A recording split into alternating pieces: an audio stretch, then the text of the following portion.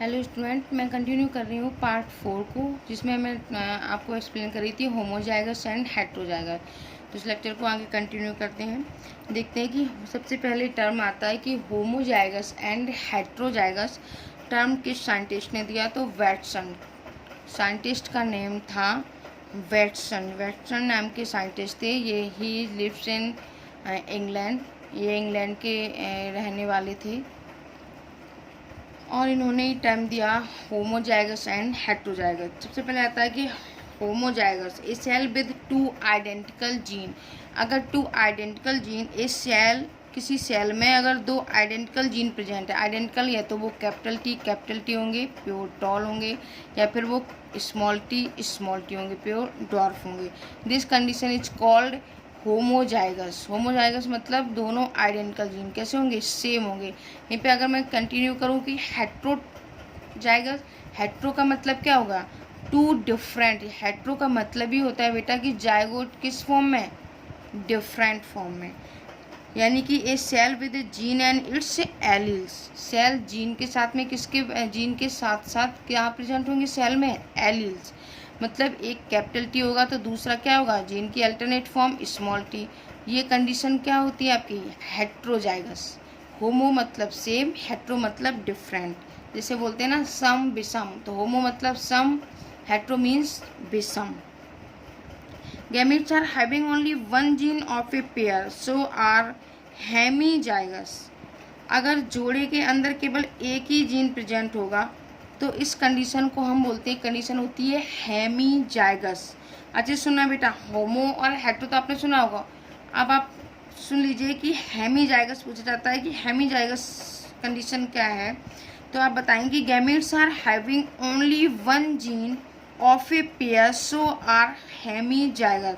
जोड़े के अंदर केवल एक ही जीन कैसा होगा? प्रेजेंट होगा, तो उस कंडीशन को हम क्या बोलते हैं? हेमीजाइगस। मान लो जोड़ा कोई भी मेल या फीमेल है, उसके अंदर कोई एक जीन अगर प्रेजेंट है तो उस कंडीशन को क्या बोलते हैं? हेमीजाइगस। अब होमोजाइगस एंड हेट्रोजाइगस का एक अदर, क्योंकि क्वेश्चन इस तरीके से सिंपल तो पूछा नहीं जाएगा कि नहीं ये कंडीशन दे दी आप बता दोगे कि ये हेट्रो ये होमो। अगर मान लो क्वेश्चन में ये दिया होता है कि कैपिटल ए टू जीन और स्मॉल बी, यहाँ पर अगर आपसे पूछा जाता है कि कितनी होमोजाइगस कंडीशन या हेट्रोजाइगस कंडीशन प्रेजेंट है, तो आप कितनी बताएंगे? 2, 1 एंड 2, क्योंकि ये एक होमोजाइगस कंडीशन प्रेजेंट है और ये दूसरी होमोजाइगस कंडीशन प्रेजेंट है। अगर क्वेश्चन आता है, एक दिया होता है capital A capital B small B, अगर ये कंडीशन इस जीन में पूछा जाता है आपसे कि हेट्रोजाइगस एंड होमोजाइगस कंडीशन बताइए, इसमें कितनी है? तो इसमें होमोजाइगस कंडीशन तो है ही नहीं, क्योंकि जीन की क्या है? अल्टरनेट फॉर्म प्रेजेंट है। जीन की अल्टरनेट फॉर्म प्रेजेंट है तो मतलब क्या होगा? Heterozygous condition. अब यहाँ पर कितने हैं? 2, क्योंकि ए की भी अल्टरनेट फॉर्म प्रेजेंट है और बी की भी अल्टरनेट फॉर्म प्रेजेंट है, तो यहाँ पर क्या है? 1 and 2 homozygous condition are present. Clear? इसका नेक्स्ट आपका टॉपिक आता है म्यूटेशन। आई थिंक आपने इससे पहले पढ़ा है 11th में, लेकिन फिर भी आप थोड़ा सा इसमें सुन लीजिए। बाकी का म्यूटेशन के बारे में हम मॉलिकुलर इनहेरिटेंस चैप्टर कंटिन्यू करेंगे, उसमें हम डिटेल में पढ़ेंगे।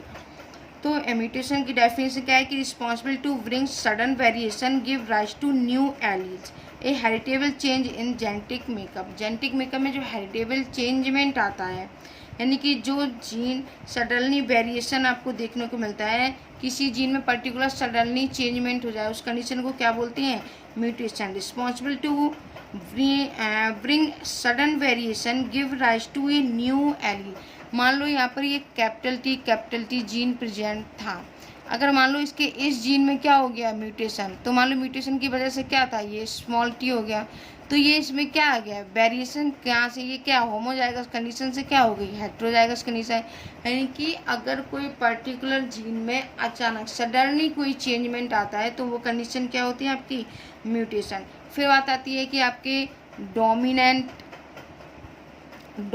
Condition and recessive. किसको डोमिनेंट बोलेंगे और किसको रिसेसिव? तो a gene which express itself in homozygous as well as heterozygous genotype is said to be dominant. एक ऐसा जीन जो आपका हेट्रो एंड होमो दोनों ही कंडीशन में अपने आप को एक्सप्रेस करेगा, वो क्या होगा आपका डोमिनेंट जीन। एंड एक ऐसा करेक्टर जो अपने आप को hetero condition and homo condition दोनों में एक्सप्रेस करे, वो क्या होगा आपका dominant. And a gene which express itself only homozygous genotype is said to be recessive. अगर कोई जीन है और वो अपना सिर्फ होमोजाइगस कंडीशन, मान लो स्मॉल टी, अगर ये स्मॉल टी है, ये होमोजाइगस कंडीशन है, तब तो ये एक्सप्रेस अपने आप को करेगा। अदरवाइज अगर यहाँ पे कैपिटल टी आ जाता है और स्मॉल टी, तो ये क्या है कैपिटल टी एक्सप्रेस होता, क्योंकि जो डोमिनेंट है वो अपना हेट्रो एंड होमो दोनों कंडीशन में अपने आप को एक्सप्रेस करता है जीन। लेकिन बेटा जो रिसेसिव जीन है वो ओनली इन क्या होमोजाइगस जीनोटाइप में ये अपने आप को क्या करता है एक्सप्रेस करता है। A gene which express itself only in homozygous genotype said to be क्या रिसेसिव। आई थिंक आपको रिसेसिव और डोमिनेंट क्लियर होगा। इसके बाद एक क्रॉस आता है रेसिप्रोकल क्रॉस। कौन सा क्रॉस आता है रेसिप्रोकल क्रॉस, जिसको बोलते हैं रेसिप्रोकल क्रॉस की हिंदी होती है पारस्परिक क्रॉस। कौन सा रेसिप्रोकल क्रॉस, हिंदी क्या है पारस्परिक क्रॉस, यानी कि crosses are reciprocal. Reciprocal crosses में क्या करते हैं हम बेटा कि हम दो प्लांट को क्रॉस कराते हैं। जैसे हमने एक प्लांट लिया ए और इसका हमने क्रॉस करवाया बी से। सुनते जाना बेटा, रेसिप्रोकल क्रॉस इम्पॉर्टेंट है कि इसमें क्या करते हैं हम टू प्लांट को लेते हैं। रेसिप्रोकल क्रॉस में हम टू प्लांट लेते हैं, उनका हम क्रॉस करवाते हैं। मान लो पहला ये प्लांट लिया मैंने ए, ये क्या है आपका मेल प्लांट है, और दूसरा प्लांट क्या है ये फीमेल। तो आपका ये जो ए वाला प्लांट है बेटा, जो पहला वाला प्लांट है, जो ए प्लांट है, उसको हम लोग क्या करेंगे मेल की तरह यूज़ किया है, और जो दूसरे प्लांट है इसको हमने अगर फीमेल की तरह यूज किया है। इसी तरह से जो दूसरा वाला जो बी वाला है उसको हम पहले वाले के फीमेल की तरह और दूसरे वाले के मेल की तरह यूज कर सकते हैं। या हमने जब यूज किया तो हमने परिणामों में क्या है कोई भी अंतर नहीं देखा। मतलब कहने का मेरा मतलब यही है बेटा कि पहले प्लांट को हमने मेल की तरह यूज किया, इसी तरह से दूसरे वाले प्लांट को हमने फीमेल की तरह, और ये जो अब इसके लिए ये दूसरा हो गया, इसके लिए ये दूसरा हो गया, और जो दूसरे वाले मेल को यानी कि जो दूसरा वाला मेल है दूसरे वाले को भी हमने एक बार मेल की तरह यूज किया, इसको भी एक बार मेल की तरह, और इसको भी एक बार मेल और फीमेल दोनों की तरह से यूज किया प्लांट को। तो जब हमने दोनों तरह से, तो हमने देखा कि जो इसका जो क्रॉस आया इसमें कोई भी हमें डिफरेंस देखने को नहीं मिला। अब हम आपको एक एग्जाम्पल से एक्सप्लेन करते हैं, अगर आपको अच्छे से क्लियर नहीं हुआ होगा मैं फिर से अच्छे से सुनना एक बार रेसिप्रोकल क्रॉस को। कि रेसिप्रोकल क्रॉस में हम दो प्लांट को क्रॉस कराते हैं। पहले प्लांट को मेल की तरह यूज किया, अगर हमने पहले प्लांट को क्या है मेल की तरह यूज किया, और दूसरे प्लांट को हमने फीमेल की तरह यूज किया।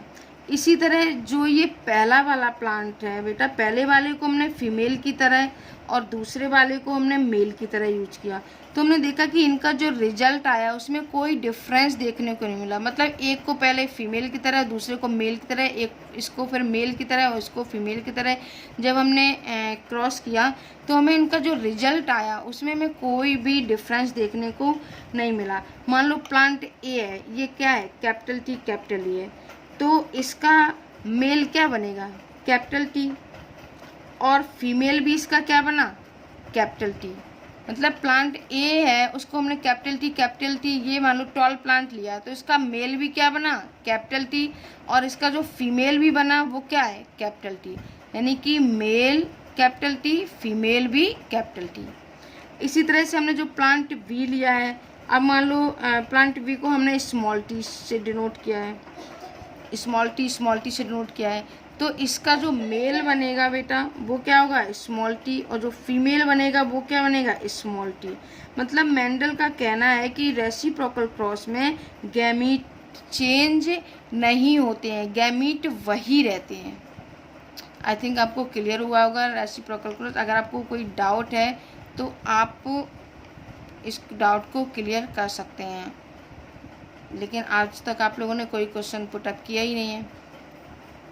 पता नहीं आपको सब कुछ एक बार में क्लियर हो रहा होगा बेटा, इसीलिए आप लोग क्वेश्चन नहीं पूछ रहे हैं। इसके बाद हम देखते हैं बेटा कि ये जो सीड है, जो डाई हाइब्रिड क्रॉस हम कंटिन्यू पढ़ चुके हैं, कंटिन्यू किया था हमने। तो डाई हाइब्रिड क्रॉस में क्या देखा कि सीड रिंकल्ड आता है और राउंड आता है।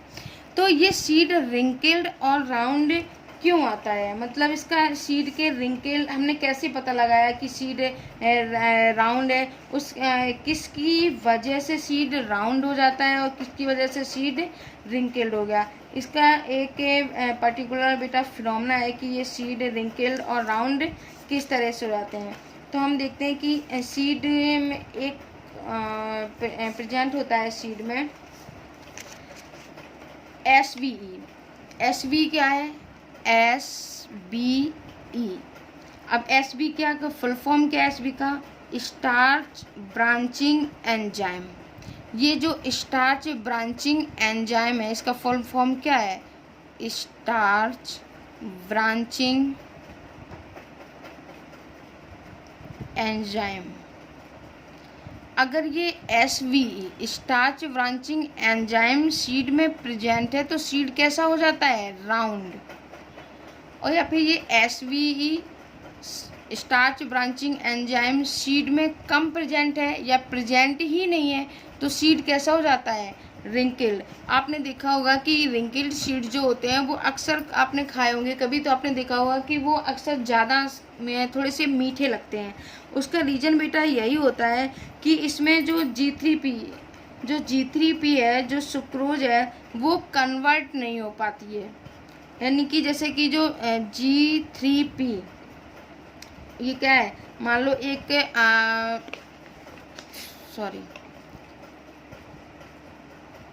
मान लो ये सीड कैसा है, राउंड, और ये सीड कैसा है, रिंकल्ड। और यहाँ पर राउंड सीड है तो क्या प्रेजेंट होगा, R एलील प्रेजेंट होगा। और इसमें फर्स्ट जो जीन प्रेजेंट होगा, सीड राउंड है तो इसका मतलब क्या है कि SVE इसमें अच्छे से प्रेजेंट है। दूसरा सीड क्या है, रिंकल्ड है तो स्मॉल r इसमें प्रेजेंट होगा। जब सीड रिंकल्ड है, स्मॉल r प्रेजेंट है, तो इसमें भी SVE फर्स्ट जीन इसमें भी प्रेजेंट है और इसमें भी प्रेजेंट है।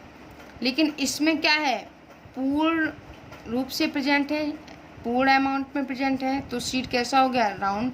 इसमें कम अमाउंट में या प्रेजेंट ही नहीं होगा तो सीड कैसा हो गया, रिंकल्ड। अब ये होता क्या है बेटा कि ये जो G3P है आपका, जो G3P है वो आगे जाके ये चार्ट में मैं कर रही हूँ, आपको मैं इसकी पिक भेज दूंगी ताकि आप उसमें देख लें कि हाँ ये किस तरीके से हो रहा है। ये इंटरमीडिएट में आगे जाके कन्वर्ट हो जाता है किसमें, एमाइलोज में। एमाइलोज में जब कन्वर्ट हो जाएगा, एमाइलोज आगे जाके कन्वर्ट होता है एमाइलोपेक्टिन में। किसमें, एमाइलोपेक्टिन में।